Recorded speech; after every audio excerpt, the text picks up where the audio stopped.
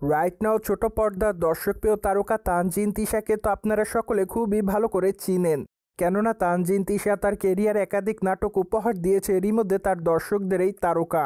তাই তো বলাই বাহুল্য যে নাটকের পর্দায় তার অভিনয় তার ভক্তদের কাছে প্রতিনিয়ত নজর কেড়েছে, যার জন্য এই তারকা তার অভিনয় গুণে তার ভক্ত অনুরাগীদের মধ্যে আলোচনা এসেছেন সর্বদাই। পায়দয়ে সামাজিক যোগাযোগ মাধ্যমে এই তারকাকে অ্যাক্টিভ দেখা যায় সর্বদাই। সেখানে অবশ্যই তারকা তার এভরিডের আপডেট তার ভক্ত অনুরাগীদের মধ্যে আপলোড করেন। তাই তো বলাই বাহুল্য যে মাঝে মাঝে লাস্যময় রূপেও ক্যামেরার সামনে ধরা দেয় তারকা, যার প্রেক্ষাপটে সম্প্রতি এই তারকা তার ইনস্টাগ্রাম হ্যান্ডেলে বেশ কিছু ছবি আপলোড করেছে। পায়দয়ে তার প্রকাশ করা ছবিতে দেখা যায় ইয়েলো কালারের শাড়ি পরে ক্যামেরার সামনে ধরা দিতে। যদিও বাঁধা চুলে হালকা মেকআপে মানানসই অলঙ্কারে তাকে দেখতে বেশ সুন্দরী দেখাচ্ছে।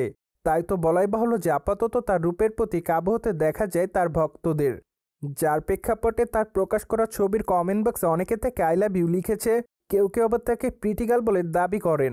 তাছাড়া অনেকে আবার তাকে লাভলি লিখেছে, মোরওভার কেউ কেউ আবার তাকে অ্যামেজিং বলে দাবি করেছে। পাশাপাশি অনেকে আবার তাকে গর্জিয়াস লিখেছে। যাই হোক, সবকিছু মিলে আপাতত এই তারকা তার ভক্ত অনুরাগীদের মধ্যে এভাবে নজরে এসেছে।